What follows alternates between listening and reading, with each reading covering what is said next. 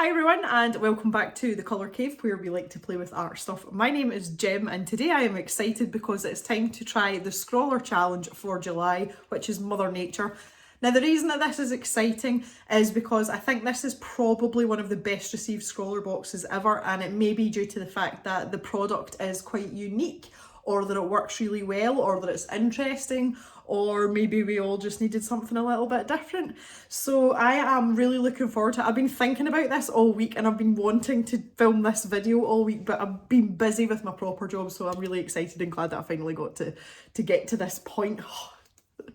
The other thing I wanted to say is just a thank you for being really patient and apologise for the sound quality on the last video. It was particularly bad. I have been plagued with audio issues for months, and even getting a new microphone, I'm still having problems. I do think I've rectified it now, hopefully, maybe. So I want to thank you for your patience and for your continued support. So once again, thank you very much. I very much appreciate every single one of you that's watching this video. Let's get to top down view and see what we can do with the prompt Mother Nature. Let's get going.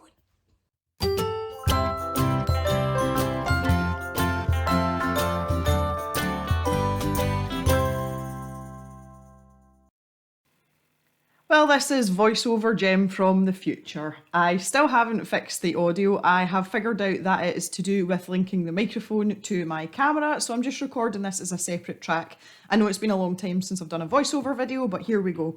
So I had so much fun doing this, and you can see here that I've sharpened one of the pencils to a really pointy point, and that is because I wanted to get as much detail in as possible, and it's not something I would normally do with these pencils, but just for what I wanted to achieve here, that's the kind of route that I went. So in thinking about the prompt, which was Mother Nature, I had an instantaneous thought about something that has man-made being taken over by nature, because I am a strong believer in nature being an unstoppable force, and obviously someone that lives in the country, that's something that is in my mind a lot and I'm surrounded by it all the time. Now, interestingly, just now I am reading the Witcher novels. I have played all of the computer games, obviously, because that's what I do. And I have been reading about Geralt and his adventures. And one of the places where he sort of beds down for the winter is this big sort of tumble down fortress castle type thing called Kaer Morhen. And that was sort of in the back of my mind.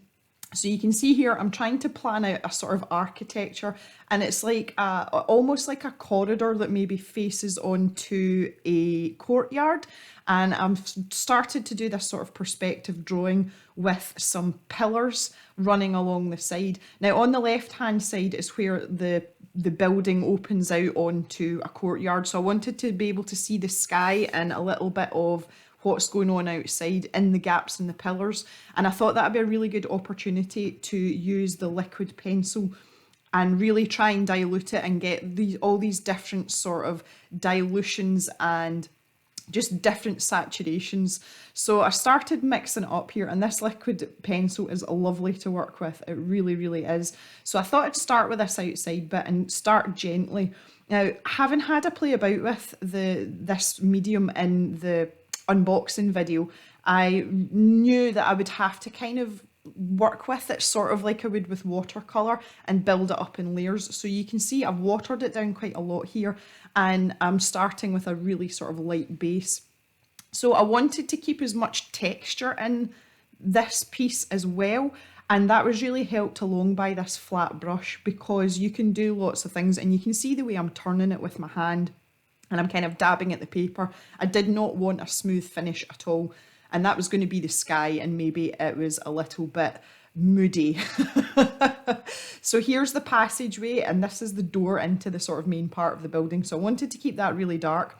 I was going to go in with the liquid pencil neat, but honestly I wasn't brave enough to do it. So I'm just dabbing a bit off there, and that's like that lifting technique. And again, it's just to get that sort of dimension in the fact that this maybe is getting a bit of light from the courtyard, but it's heading in somewhere else. One of the main things I noticed about this medium is that you have to really wait until it dries to see what it's going to look like. You can see what it looks like in the palette there on the left hand side, and I was finding that the pigment was coming through a lot more once whatever it was I'd done had dried, whereas when I put it down initially it did look very graphitey. So I think it just takes time for that to dry to really get a feel for what it's going to look like. I don't know what was going on there. I was obviously annoyed about something. So that was kind of something learning from just doing that first part. And I had to do quite a lot of testing out on this scrap paper here and waiting until it dried to see what I was going to get. So that was a more sort of greeny mix. And again, you can see it still looks quite grey when it's going down. Now, one of the techniques I used here was a really dry brush, and you can see that the bristles are actually starting to split on the brush, and that gives you that nice sort of bitty dabbiness. And again, that's just going back to getting some texture, because obviously this is the greenery that is starting to take over this old building. And I wanted to get that idea of lots of sort of leaves and fronds and grasses. So I did try and keep the brush quite dry even when I was working in layers. The reason that I wanted the pillars in was because that's a really good opportunity to show how Mother Nature is taking over, because pillars are great for vines and things to start sort of twisting up and growing round. And I wanted to carry that theme on and show that Mother Nature was coming from everywhere. So in these arches at the top of this passageway, all the greenery has started to seep in through all the cracks of the building, and it's growing down from the ceiling as well. This brush was great for doing these vines. By holding it on its side like that, you can get some really thin, delicate lines, but I wanted to keep them quite dark, so that's a really undiluted part of the liquid pencil that I've used there. I just had like a little separate well to the side, and that's allowing me to bring some of the greenery into the foreground, you know, just make it pop a little bit. So I started on this middle pillar here, and this was really like my guinea pig pillar, I'm going to be honest. The one closest to the left, and obviously the one that's more in the foreground of the picture, that was going to be the most detailed. So I wanted to leave that until the end so that I really had a feel for the medium, because the liquid pencil is something that I haven't used before. So this was my favourite part, see, doing all the stonework in the pillars. And the grey liquid pencil was great for this, because you could really, really water it down. And even if it went down very dark, you still have that option to lift it the way you would with watercolour, but also you could erase it with the little corner eraser that came in the box as well. And the flat brush was great just because of the shape of the stones that I'd used for the pillar. The brush just fitted really well in those little gaps, so that made that really, really easy. So here I'm just trying to get the light and the dark side of the pillar, because obviously the light's coming from the courtyard, so I did want a bit of a shadow on the right hand side of the pillars to show where the light was coming from. One of the things I did struggle with in doing this was the fact that the contrast situation, and you can see there I'm trying to lighten up that outside part, and I just felt as if I was going to struggle to get the lights and darks in. And I'm really trying here, and you can see that in the foreground and this little plant at the bottom. And I think in hindsight, I could have probably been a lot braver and made the dark parts darker and some of the lighter parts even lighter. And I think that would have given me more tone and just given the piece a bit more impact. But bearing in mind it's the first time I'd used this medium, I wasn't dissatisfied with how it turned out. But I now know that if I was going to do something again with these supplies, I would be a lot braver, and I'd maybe put down a lot more layers. And the paper that we're using here certainly could take it. You know, it's not an issue with what was actually supplied in the box. It was just me being probably a bit too cautious. But that's just a lesson learned.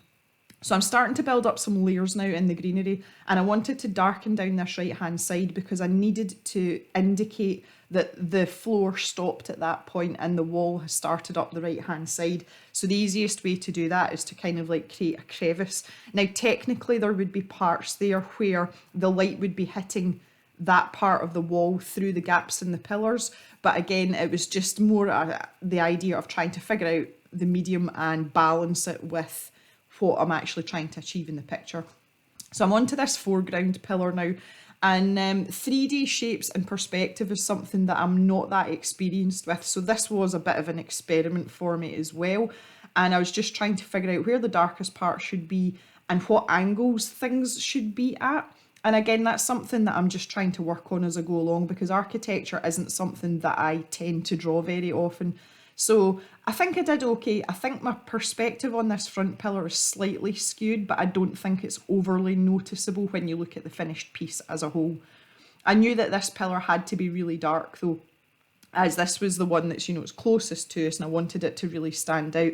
And if for anybody that's done any sort of perspective drawings, you'll know as well that the further into the background an item or a subject is, the fainter or paler it should be, and that gives you that perception of depth.